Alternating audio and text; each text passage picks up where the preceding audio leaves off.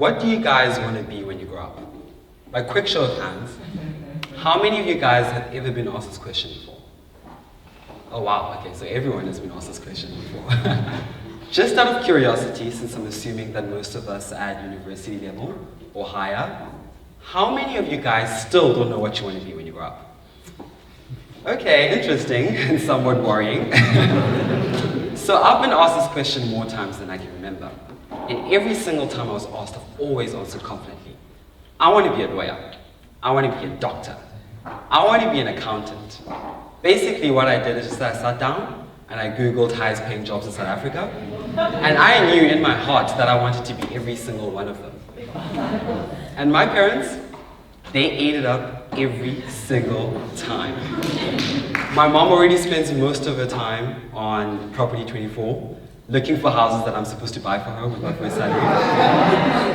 Now, mind you, even with 30 years of experience and a fancy corporate title at some Fortune 500 company, I'll probably never be able to afford a house in Camps Bay or Sandton or wherever she does want me to buy it for her.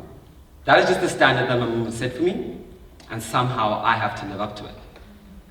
Now, I'm sure some of you can relate, but it seems to me that our parents are only ever happy with their children's career choices when it involves 4 to 6 miserable years of studying at university, another 2 to 3 years of soul-sucking articles or internships, and then some sort of meaningless certification at the end of the process. I guess it makes sense, right? It isn't wrong for our parents to want the best for us, especially when you consider the pretty dismal state of South Africa's economy. I mean, unemployment is currently at 64% for those aged 15 to 24, and things are only getting worse. So I guess it kind of makes sense as to why our parents would tend to push us towards the more traditional career paths. And when you consider the fact that South Africa also has a 56% poverty rate, it becomes clear as to why a lot of students, many of whom are the first in their families to actually receive a university education, would select a more secure career path. Now that isn't a bad thing at all, don't get me wrong. If anything, South Africa needs more doctors, lawyers, and accountants, and we should be doing everything possible collectively as a society to ensure that we are training enough of these critical professions. But I fear that we are kind of missing the mark on the most critical profession of them all.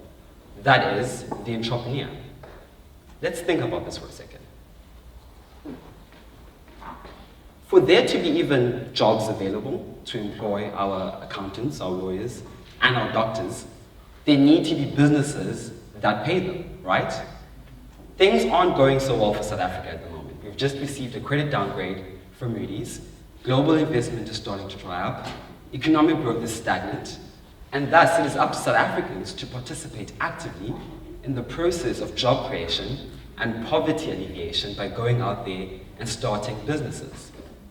The creation of a thriving entrepreneurship class is the fundamental basis for any thriving modern economy. Now, we've heard this line many times before, especially after the collective realization that the state can only do so much in terms of job creation and poverty alleviation. But knowing this, I do wonder as to why aren't there more people going out there, taking matters into their own hands, and starting businesses? Well, we've already established that our parents in our communities can play a substantial role in shaping and influencing their children's career choices. But what about the business environment? Is South Africa the type of place where you would like to start a business? Now, in order for there to be an environment that is conducive for the success of entrepreneurship, you need to have things such as meaningful regulation by the government, secure property rights, and no shortage of skilled labor. Things that South Africa, unfortunately, is not well known for. However, when you look at the fact that you already have a large amount of entrepreneurs who've already gotten started, it's interesting to me that the most dynamic and the most successful of them are the ones who thrive off of the deficiencies that we have pertaining to our business environment. And just to give you a better idea of what I'm talking about a month ago, I was attending the UCT Genesis Expo, which, if you don't know, is the main pitching event for all students currently pursuing a postgraduate diploma in entrepreneurship at UCT. So basically, as part of this program, they get to start their own business and then they launch it in front of investors at the UCT Genesis Expo. So I was just doing some networking, walking around, getting to know some people. And I had the honor of bumping into a young Joel Mugadi. He is an entrepreneur from the Democratic Republic of the Congo. He had come to South Africa and noticed that there were significant gaps in terms of secondary education and university education. So he started this company called Ikamva, which means the future. And what Ikamva does is that it helps students succeed in a corporate environment by giving them all the skills that they need in order to be able to do that. So he helps them with CVs, LinkedIn networking, preparing for interviews. What struck me the most about my interaction with Joel and learning about his business is that with his business model, he's effectively trying to kill two birds with one stone. First, like all businesses, he's just trying to generate profit for himself and his shareholders. No surprise there, right? But what's more interesting to me is the fact that he's attempting to use his vehicle as a tool to take care of an issue that he feels passionate about. So Joel is what you would classify as a social entrepreneur, a very unique type of entrepreneur who aims to use their business as a tool in order to contribute meaningfully to the society in which the business operates. And you see this type of model replicated throughout the entire country. Just to give you a better idea of what I'm talking about, we've all experienced load shedding, right? I think that load shedding is about as key to South African identity as is Boerewors and rugby. I don't think you could call yourself a South African without having gone through a little bout of load shedding. So let's say that I had, by some act of God, invented a product that could somehow immunize your home from load shedding. Now, this is a very silly example, but please indulge me for a second. Let's say at 8 p.m. when the lights are supposed to go off, your house is the only one that still gets to have electricity because of this magical product that I've invented. So in this situation, if I had this product and I went out to market with it and I launched it, do you think people would buy it? Mm-hmm. Show of hands. Okay, yeah. People would definitely buy it because they need a product that the government cannot provide by itself, and businesses are there to fill in those gaps. Thus, it is my belief that there's a lot of opportunity here in South Africa to actually make money as an entrepreneur by simply attempting to find a creative solution to a local socioeconomic issue. Now, wherever you may go throughout South Africa, you are going to encounter the familiar sight of electric fences, security guards, as well as a small yellow-orange sign that says, "Danger, Ingozi, Gevaar." Do you know that South Africa actually has the largest number of private security companies relative to its population? Now, what's even more shocking is that we have over 400,000 private security guards, which is more than the entire police force and the army combined. Yeah. What's also interesting is that we are the country with the most extensive deployment of electric fences in the world. And you might be asking yourselves why. I mean, the answer is pretty obvious. We have a very high violent crime rate.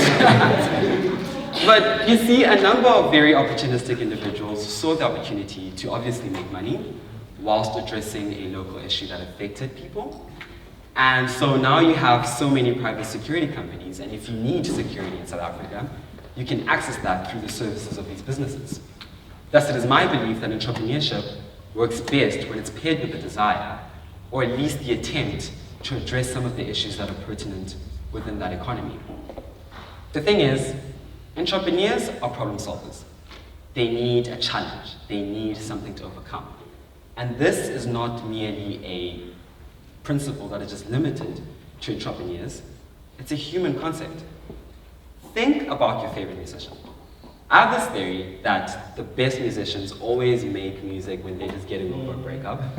Like, if you look at Taylor Swift and Adele, I feel like those two are just there waiting for that breakup text, and then they're like, guys, album is out next week.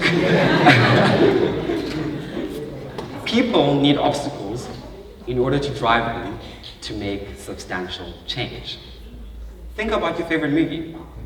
How boring would it be if the protagonist had no obstacle to overcome? So you're just watching Jennifer Aniston living her best life for 2 hours. That's not really entertaining. So let's just think about that for a second.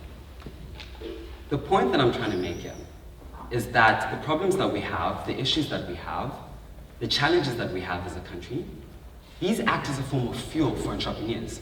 Because once they can ideate creative solutions to these problems, and then package these problems into products that people will buy, then they already have a viable product that they can then bring to market. So circling back to the business environment, I actually believe that South Africa has one of the best environments in the world to start a business because we have a lot of problems. And we need people to solve these problems. And that is not a model that can easily be replicated in developed countries. So another great thing about social entrepreneurship is that it does a great job at accommodating those of us who are perhaps more altruistic, people who aren't just driven by the desire to make more and more money, but also the desire to contribute meaningfully to the societies in which they are part of.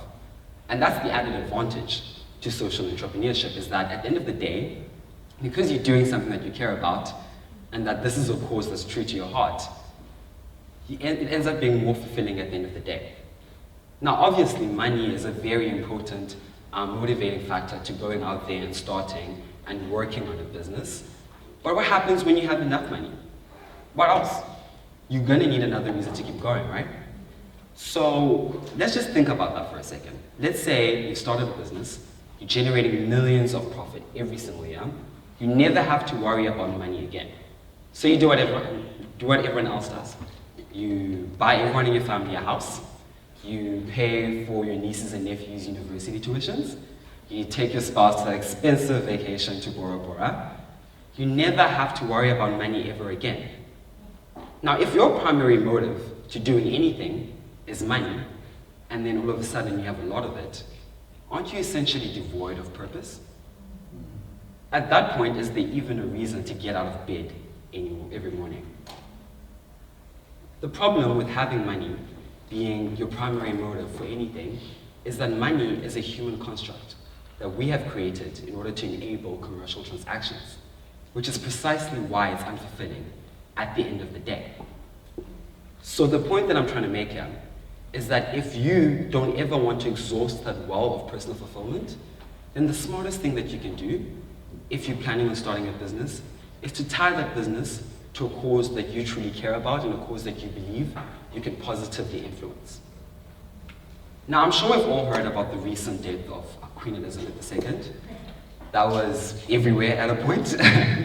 Now, witnessing that was perhaps the most humbling but somewhat empowering event that I've witnessed all year. And it was mostly because it reminded me that regardless of who you are or who you knew or where you come from, we're all heading towards the same place at the end, which is death. No one can escape this. Humans are immortal, right? No, sorry. Humans are mortal, right? Yeah. So whether you're a member of the nobility or the aristocracy, or you're an elected official, or you're a celebrity, or you're one of the many homeless people that you'll find around Cape Town, we're all going to die in the end. And so when you start to ask yourself and you start to investigate the purpose behind existence and consciousness, you start to realize that it's all about one thing, and that is your legacy. Your legacy can take place in the form of your offspring, or your reputation, or more relevantly, your business. The point that I'm trying to make here is that your legacy is the only thing that will outlive you. What story do you want it to tell about your life? 100 years from now, when people walk past your tombstone in the cemetery, what would you like it to say? I think it's important that we start shifting the narrative regarding South Africa and its future, because South Africa does not exist without every single one of its 60 million citizens of every race, gender, and creed who make up its composition. And South Africa does not belong to those elected officials in power who are hell-bent on being corrupt. It does not belong to those media organizations who are hell-bent on perpetuating pessimistic narratives about the direction in which our country is heading. It belongs to us. This is our house. And if we want it to be a better place for us all, then I feel like we have to be serious about identifying the roles that each and every single one of us can play in its betterment.